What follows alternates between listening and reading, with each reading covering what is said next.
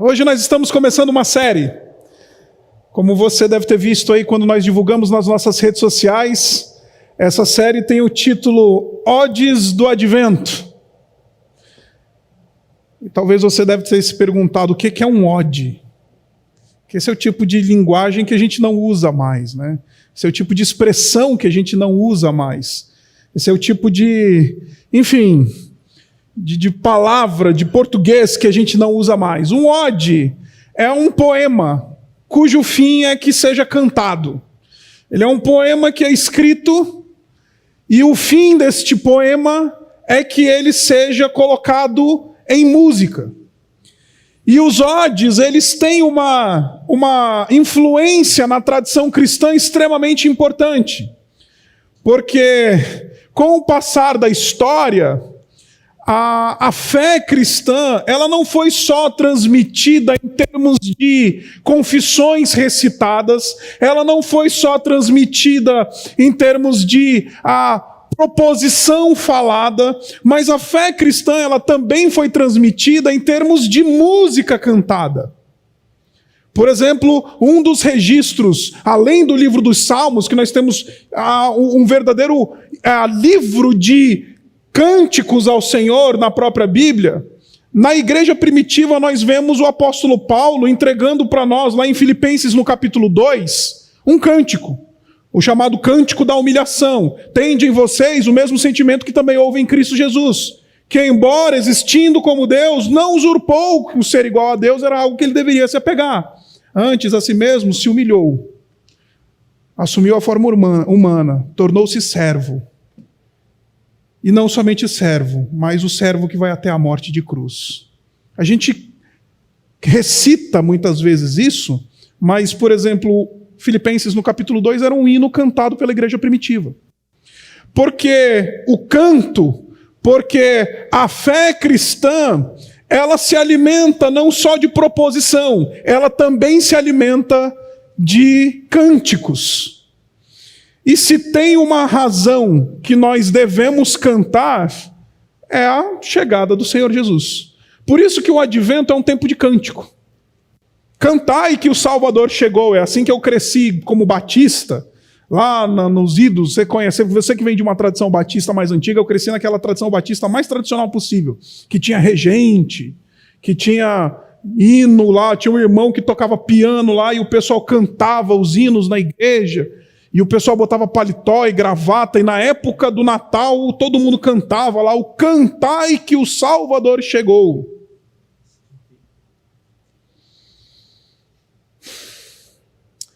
Devemos cantar. E se temos uma razão para cantar, essa razão é porque Deus decidiu vestir a carne, assumir a nossa condição humilhada, assumir a nossa miséria e nos redimir na cruz. Por isso, a fé cristã é uma fé que canta, é uma fé de odes, é uma fé de poemas voltados para o cântico. E durante essa série, nós vamos navegar através de 4 canções que foram produzidas por causa da chegada do Senhor Jesus. 4 canções que talvez você conheça com nomes diferentes deste que estão aparecendo aí que está aparecendo aí na sua tela. Magnificat. Esse é o termo teológico, a expressão latina que fala desse cântico que a gente acabou de ler, que é conhecido como Cântico de Maria. Mas não somente o Cântico de Maria foi cantado nesse tempo do Advento, mas nós temos também o Cântico de Zacarias, que é conhecido como Benedictus. Não somente Zacarias cantou, não somente Maria cantou, mas também os anjos cantaram glória a Deus nas maiores alturas e paz na terra aos homens, a quem Ele quer bem. O título desse cântico em latim, que é a língua da tradição cristã, é Gloria in excelsis. E finalmente, Simeão, ele cantou quando ele encontrou o Senhor Jesus Cristo no templo, ao 8º dia, quando ele foi apresentado.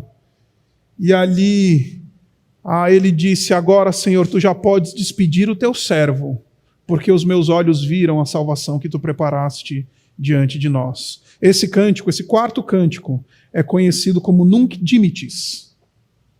E nós vamos olhar para esses 4 cânticos durante esses 4 domingos do Advento. Durante esses 4 domingos em que a gente prepara o nosso coração para a chegada e a celebração do Natal. Nós somos um povo que tem uma expectativa, meus irmãos. Nós somos um povo que vive sob a ótica de uma expectativa, a chegada do Messias. Eu sei que nos últimos tempos você está mais preocupado com a chegada de uma vacina do que com a chegada do Messias. É importante esperar a vacina, mas mais importante do que esperar uma vacina é aquecer o coração com a expectativa da chegada do Filho de Deus. Porque uma vacina ela pode produzir anticorpos.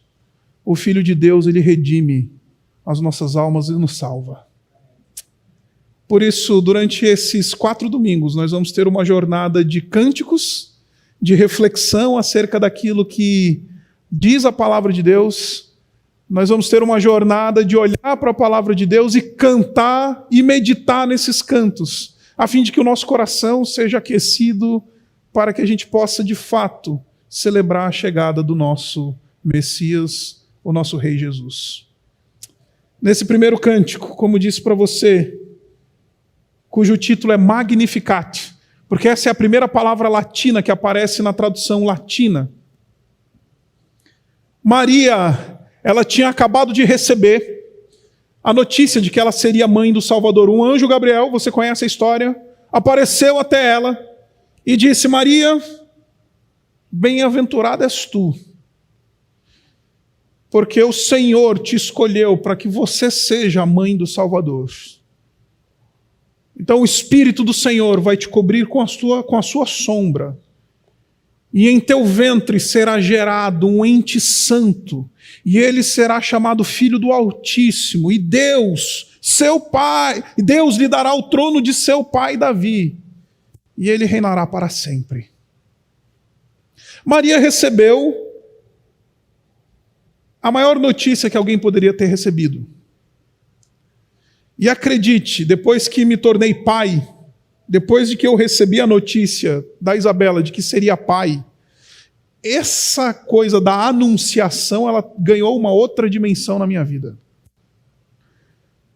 Como a chegada de um filho, ela muda completamente a nossa realidade, como a notícia da chegada de um filho é algo que, enfim, coloca a gente num estado de expectativa, como a notícia da chegada de um filho, ela muda completamente a gente. Ainda mais a notícia da chegada do Filho de Deus. Ainda mais a notícia da chegada daquele que é o Deus que intervém. E Maria entendeu isso. Maria entendeu que Deus tinha entrado na história. Maria, ela canta porque ela entendeu que há um Deus que intervém. Ela entendeu que há um Deus que entra na história. Ela entendeu que o Deus de Abraão, o Deus de Israel, ele não é só um Deus distante, ele não é só um Deus que está longe, ele não é só um Deus adorado à distância, ele não é só um Deus contemplado à distância, mas ele é um Deus que vem, presente, real, imanente. Deus que a gente cheira, Deus que a gente pega, Deus que tem carne e que tem osso, Deus que anda, Deus que tem corpo, Deus que entra na história. Maria entendeu isso. E é por isso que ela canta. Porque ela está cantando a um Deus que entra na história. Por que eu estou falando isso, gente? Porque eu queria que você tivesse essa imagem neste advento, neste período do advento. Deus não está lá longe, não. Deus, ele é um Deus perto. A chegada do Senhor Jesus Cristo, e o seu nome é Emanuel, justamente para nos lembrar que Deus se fez carne e tabernaculou entre nós, e vimos a sua glória, glória como a do unigênito do Pai. Ele é um Deus presente. Emanuel quer dizer Deus conosco. Portanto, a mensagem do Advento, ou a mensagem do Natal, é uma mensagem de um Deus que intervém. De um Deus que está preocupado com as nossas coisas do cotidiano. Outro dia, lá em casa, a gente está fazendo algumas obras lá, como vocês sabem, a Antonella está chegando. E aí a gente está fazendo umas obras e tudo mais. E aí recebi a notícia de um fornecedor lá que a gente contratou que não ia chegar a tempo o negócio que a gente contratou. Aí eu fui lembrar de Deus. Falei, pô, Deus, Advento na igreja, Isabela com metade, quase 8º mês já, reforma em casa, tá o caos. Aí você lembra de Deus, né?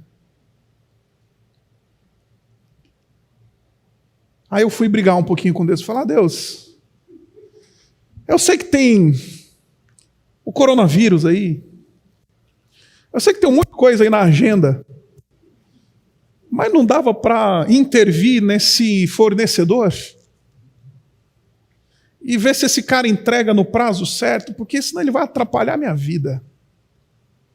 A gente só pode fazer esse tipo de oração porque um dia o Senhor Jesus Cristo vestiu a carne.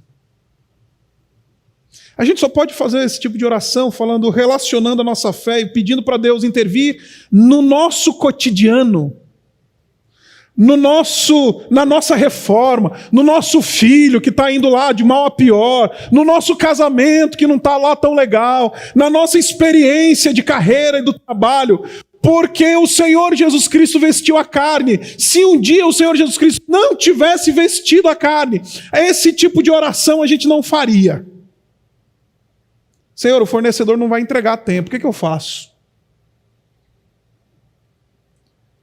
Senhor, o meu chefe, ele está querendo a minha cabeça. Porque Deus, ele é um Deus de coisas grandes, o Senhor do universo, que governa todas as coisas.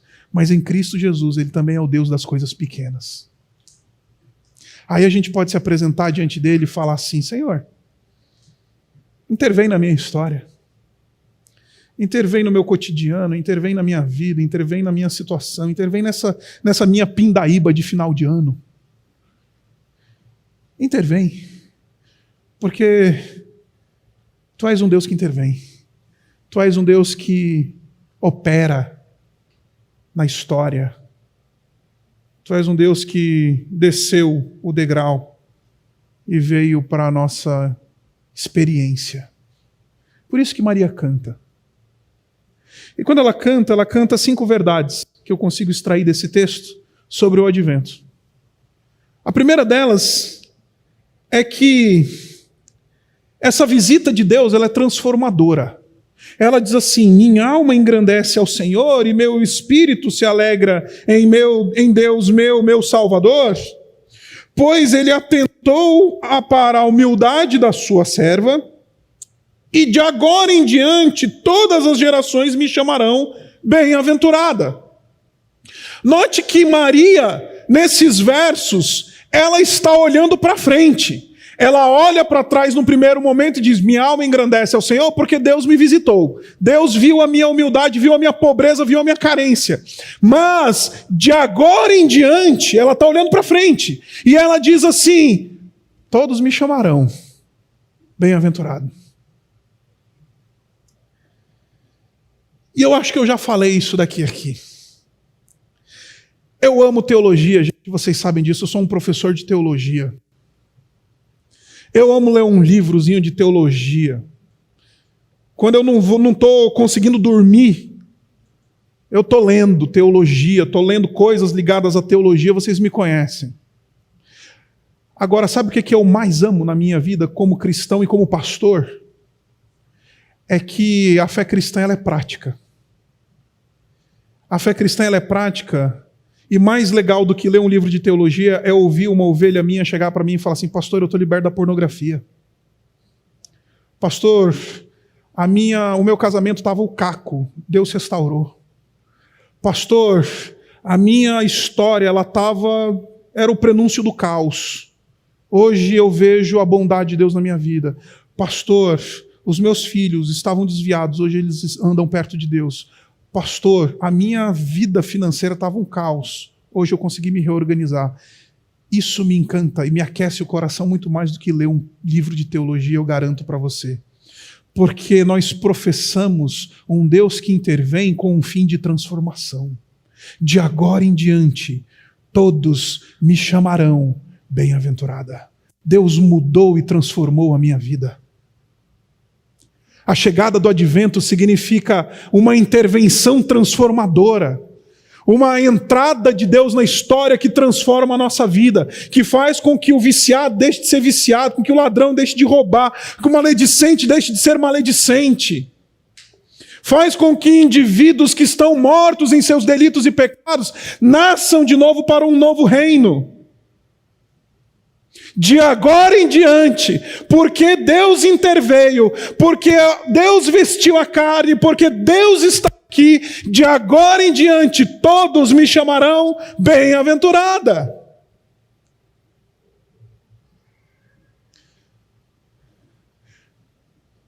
É agora a hora de esperar a transformação. A gente espera a transformação, a gente faz, né, as nossas listas de desejos de mudança da nossa vida em 1º de janeiro, né?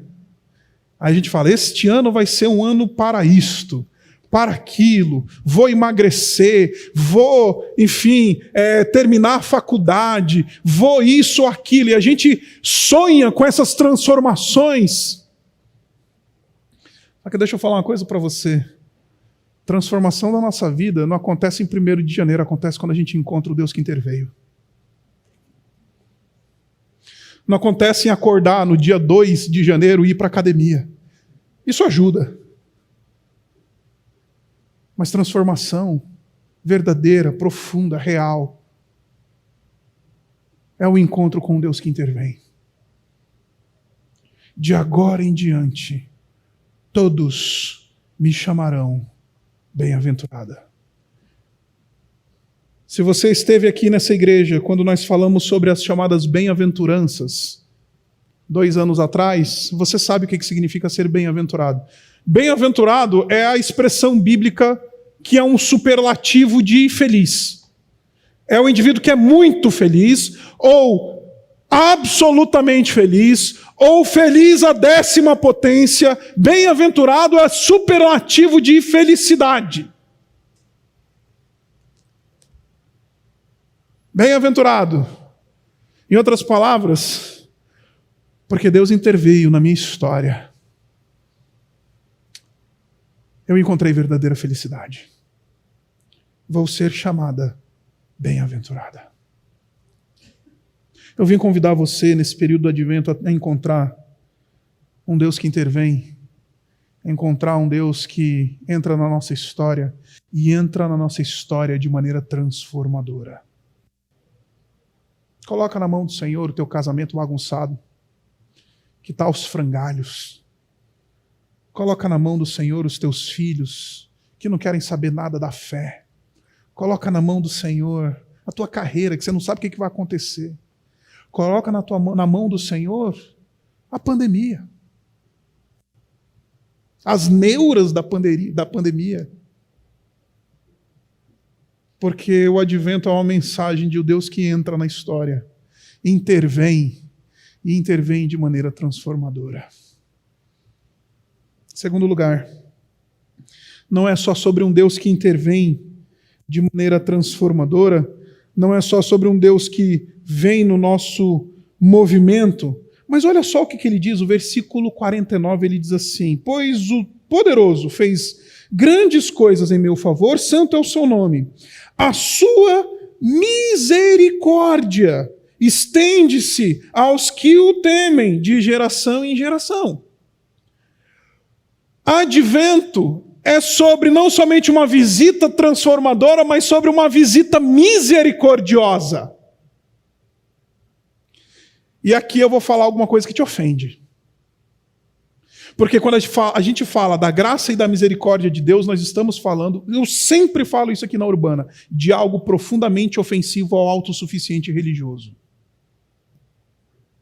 Porque o autossuficiente religioso, ele não tem esse senso de que ele precisa da misericórdia de Deus. O autossuficiente religioso, ele tem aquela sensação de que ele se basta. De que porque ele dá o dízimo, de que porque ele vai para a igreja todo domingo, inclusive no período da pandemia, porque ele se acha melhor do que aquele pessoal que está em casa assistindo pela internet, ou porque ele é assim ou assado, aí ele fala, não, eu estou bem. Aí vem Deus dizendo assim, é a tua miséria que faz com que Deus tenha que intervir. Deus não interveio na nossa vida porque a gente é gente boa. Deus não interveio na nossa vida porque a gente é legal, a gente dá dízimo na igreja, a gente dá panetone para o pobre, a gente vai lá, participa da campanha do agasalho, a gente faz uma campanha do Natal compassivo. Não! Deus interveio na nossa história. Porque nós somos miseráveis pecadores, necessitados de um grande Deus que nos redime. Por isso ele nos visita não somente transformando, mas em misericórdia. Ele faz grandes coisas e ele nos visita com misericórdia. Deus se coloca nos sapatos do miserável. É por isso que aí a gente faz esse movimento de generosidade no Natal. É por isso que a gente dá presentes, é por isso que a gente participa da campanha XYZ, a campanha da Urbana, a campanha da outra igreja, a campanha da ONG. Não interessa. Por quê? Porque se fomos visitados pela misericórdia de Deus, então nós somos agentes de misericórdia no mundo. Se Deus ele vestiu o pé, colocou no pé dele os nossos sapatos de miséria, é por isso que a gente vai e se coloca nos sapatos de miséria dos outros. Isso significa misericórdia, visitar a miséria alheia, visitar as nossas condições miseráveis, visitar a nossa insuficiência. Precisamos de um grande Deus que faz grandes coisas, porque somos absolutamente insuficientes. Por mais legal que seja o teu escritório, por mais bonito que seja o teu diploma, por mais letrado e bem-sucedido que você seja, você e eu precisamos de uma visita misericordiosa da parte de Deus. É uma visita transformadora, é uma visita misericordiosa. E versículo 51. Ele realizou poderosos feitos com o seu braço e dispersou os que são soberbos. É uma visita que nos humilha. Isso está ligado com aquilo que eu acabei de falar, mas deixe-me colocar uma coisa para você aqui. O texto diz para nós que ele realizou poderosos feitos com o seu braço, dispersou os que são soberbos no mais íntimo do coração. Interessante é que ele não fala do soberbo que arrota a sua soberba. Ele está falando do soberbo que guarda a sua soberba no mais íntimo do seu coração. Que este é o pior tipo de soberbo. Porque o soberbo que arrota a sua soberba, nem a gente atura, né? O soberbo que fica arrotando a sua soberba, os seus diplomas, o seu dinheiro, a sua glória mundana, seja o que for, o seu carro, o que for. Esse a gente nem leva a sério, né? Nem a gente que é ruim, a gente leva a sério. Agora, o texto parece estar sugerindo para nós que existe um outro tipo de soberbo, que é o soberbo no mais íntimo do coração. É o soberbo que guarda a sua soberba no mais íntimo do coração. Sabe o indivíduo que é orgulhoso? Que tem dificuldade para perdoar? Sabe aquele orgulho que nos impede de reconhecer os nossos erros? Porque tem um orgulho que nos faz vender as nossas glórias, mas tem um orgulho que nos impede de reconhecer as nossas mazelas. Isto é a soberba no íntimo do coração. A soberba no íntimo do coração não é a soberba que vende aos 7 ventos as nossas glórias, mas é a soberba que não nos dá condições de reconhecer o quão podre nós somos. Porque, meus irmãos, só nós sabemos o que passa dentro do nosso coração. Só nós sabemos os monstros que nós somos. Só nós sabemos as monstruosidades e os pensamentos que passam dentro do nosso coração. Os pensamentos de morte, os pensamentos de lascívia, os pensamentos de soberba, os pensamentos de altivez que a gente não fala, mas está lá dentro, a gente sabe disso. Aquela olhada comparando. Outro dia, isso já faz algum tempo, recebi uma irmã, falou assim: pastor, não vou mais vir nessa igreja. Não era aqui na Urbana, eu pastoreava em outra igreja. Falei: por quê? Pastor, você nunca percebeu? Eu falei: não. Diz aí para mim. Ela falou: eu não vou nessa igreja porque nessa igreja aqui o pessoal compara até bolsa. Eu: como assim?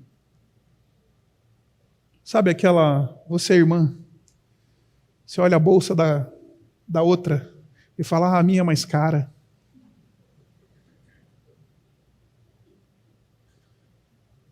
A dela é Michael Kors, a minha é Louis Vuitton. Sabe, irmão, quando você entra no estacionamento da igreja e fica olhando ver se tem algum carro mais caro que o teu?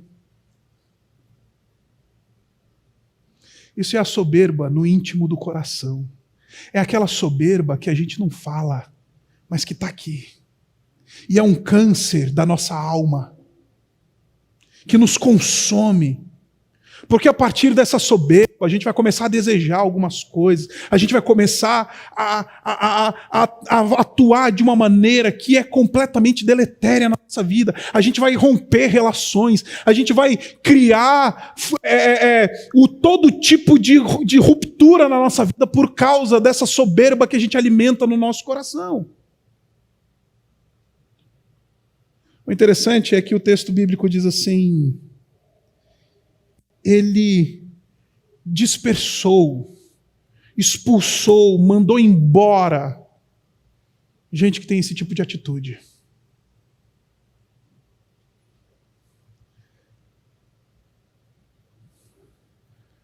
Porque a soberba do influencer digital, a gente vê, mas temos dificuldade de lidar com a soberba que não nos permite perdoar, que faz com que a gente olhe para os outros de cima para baixo.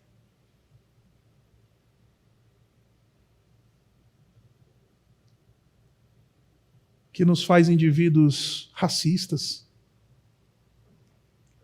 que faz indivíduos sexistas, que tratam as pessoas pela classe, classistas.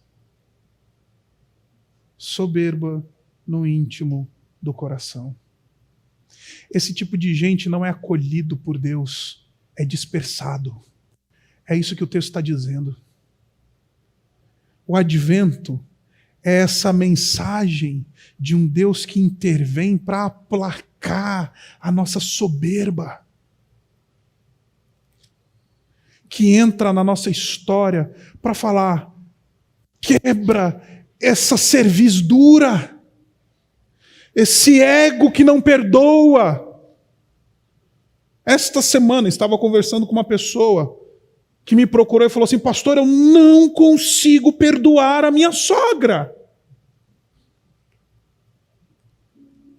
E eu perguntei: por quê? Ah, por causa disso e disso. Eu falei: você já parou para perceber que você não está querendo perdoar a tua sogra, não é por causa das situações que você está apresentando, mas é porque o teu ego está ofendido?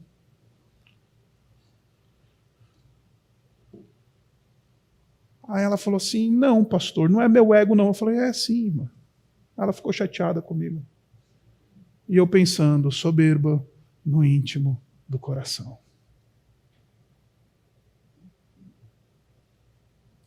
Quarto lugar. Derrubou governantes dos seus tronos, mas exaltou os humildes. Encheu de coisas boas os famintos, mas despediu de mãos vazias os ricos.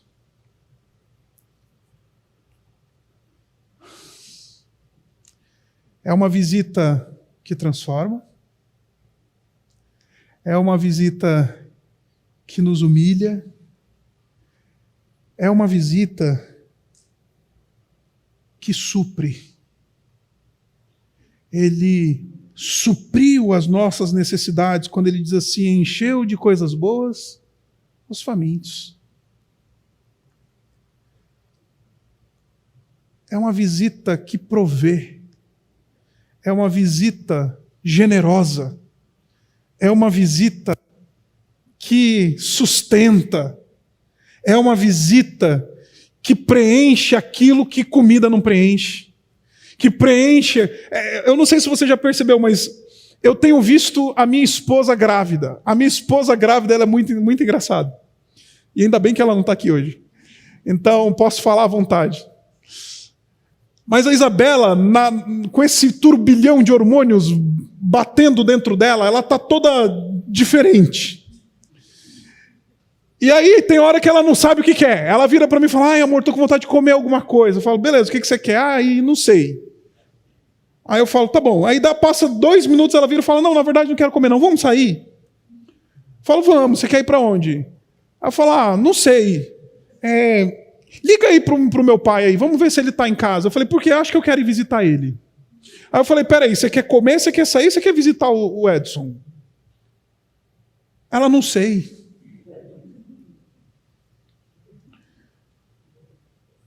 Tem crente que é assim, porque ele é guiado por vazio existencial e vazio da alma.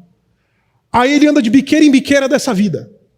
A biqueira do dinheiro, a biqueira do relacionamento, a biqueira do menino bonitão, da menina gostosona, disso ou daquilo, do dinheiro. E aí ele fica andando, igual a minha esposa, com hormônios em ebulição. E fica andando. Por quê? Porque tem fomes da alma, tem uma angústia, tem um vazio existencial que não sustenta, que nada preenche. Aí Deus intervém e fala, eu vou preencher esse teu vazio existencial. Para de achar que o vazio do teu coração vai ser resolvido no teu trabalho, se matando de trabalhar e largando tua família. Para de achar que o vazio do teu coração é você achar um novo relacionamento. Não é relacionamento, não é trabalho, não é dinheiro. Sou eu, diz o Senhor Jesus. Eu vou alimentar esta tua alma faminta. Eu vou suprir aquilo que te faz inquieto.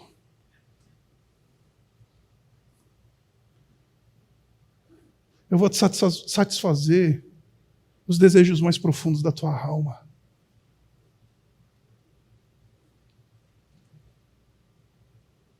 É Deus, é o pão do céu que mata a fome que realmente importa, que realmente consome.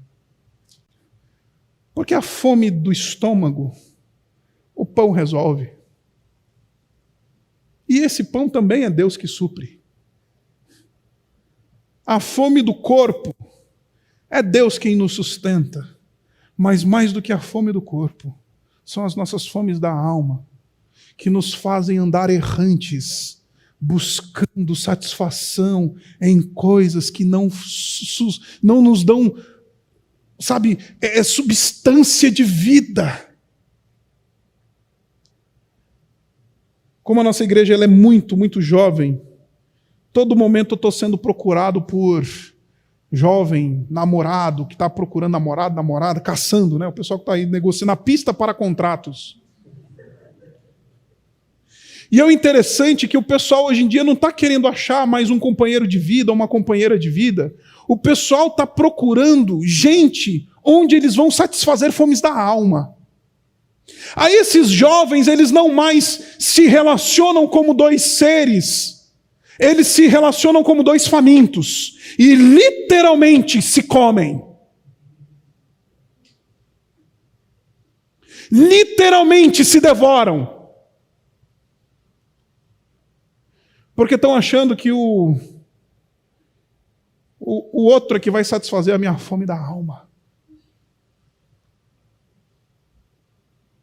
Não. Quem preenche os vazios do nosso coração é o Senhor. Tem uma frase célebre de C.S. Lewis que ele diz que se encontro dentro de mim anseios e fomes, traduzindo o que ele disse, que nada nesta presente realidade pode satisfazer. Então a conclusão que eu chego é que fui criado para outro mundo. Se encontro dentro de mim fomes que nada nessa realidade consegue satisfazer, então a conclusão que eu chego é que eu não fui criado para este mundo, eu fui criado para outro mundo. Eu vou traduzir Lewis e vou parafrasear Lewis. Nós fomos criados para outra pessoa.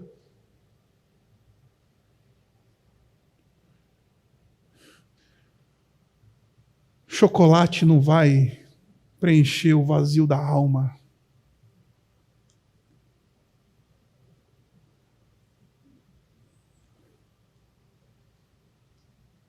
Dinheiro não vai preencher o vazio da alma.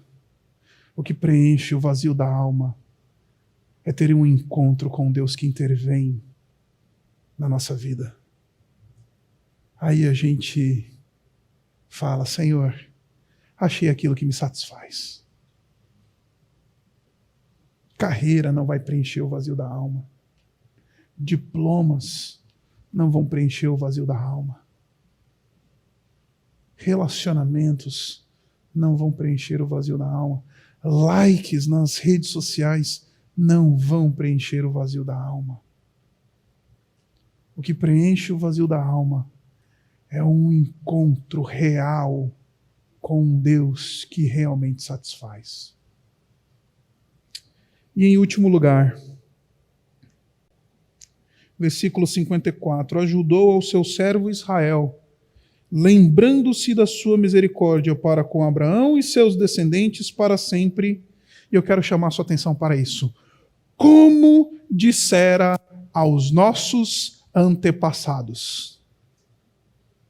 Maria, ela está dizendo, esta visita deste Deus que intervém, entra na história e vem, entra, visita a gente. Esta visita é uma visita que faz parte de todo um plano.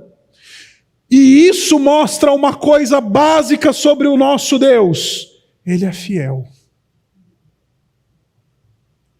Se Ele prometeu, Ele vai cumprir.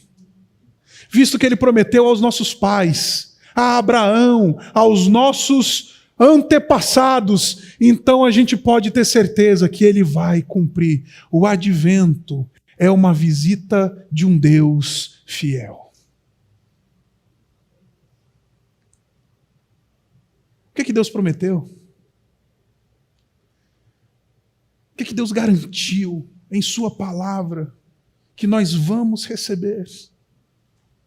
Ah, não tenha dúvidas, o advento é a prova cabal de que Deus há de cumprir cada uma das suas promessas.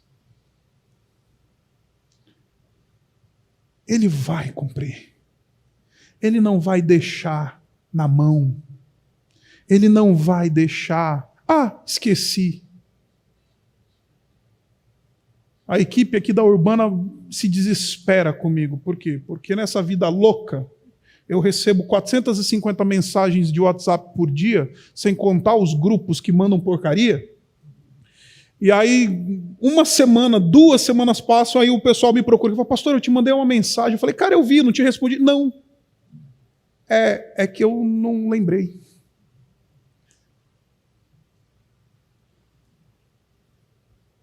Deus lembra.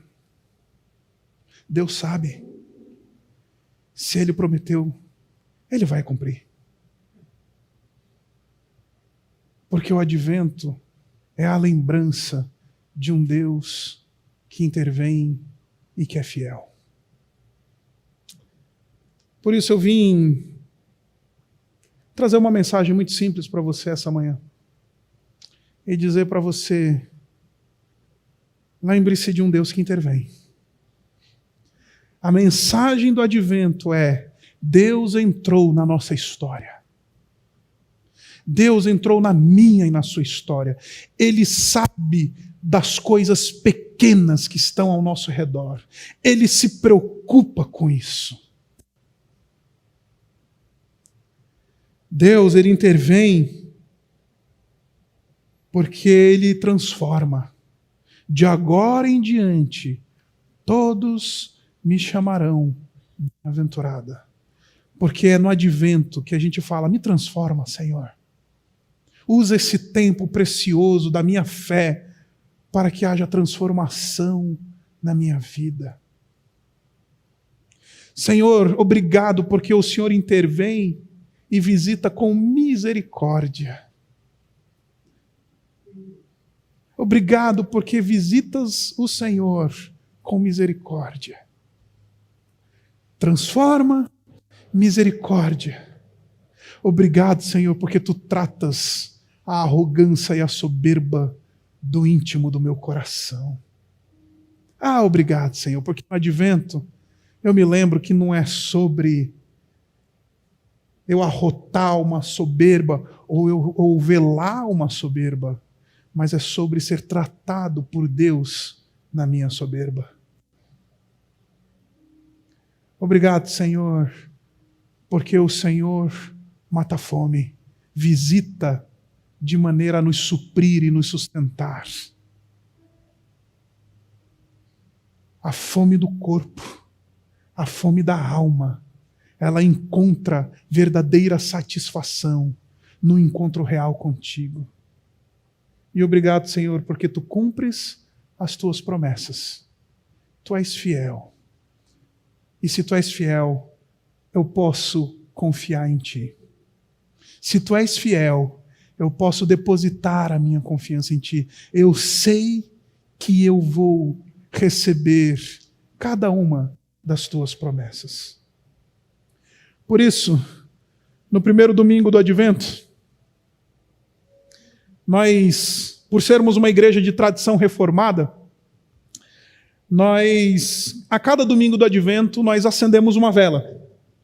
E calma, você que vem de uma tradição, talvez evangélica, que não está acostumada a essas coisas, eu não quero angustiar você. A gente não acende vela para santo, fica tranquilo. A gente usa o movimento da coroa do advento como um movimento lúdico para que a gente possa se lembrar de verdades preciosas da vinda do Senhor Jesus Cristo.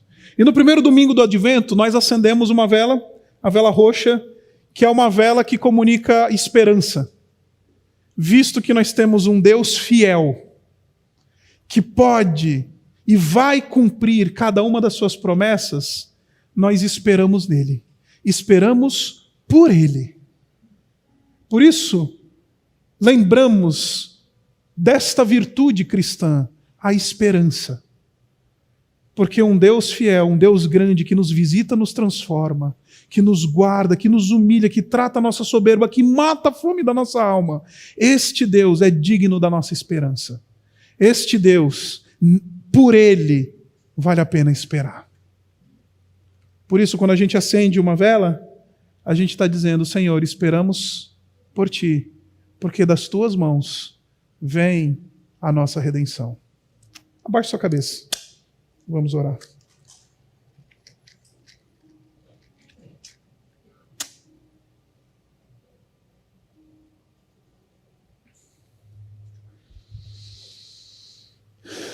Obrigado, Pai, porque o Senhor decidiu nos visitar. Obrigado, Pai, porque o Senhor visita transformando, visita com misericórdia, visita tratando o nosso ego e a nossa soberba, visita satisfazendo a nossa fome. E visita-nos lembrando que Tu és fiel. Por isso, Pai, essa manhã, nos visita.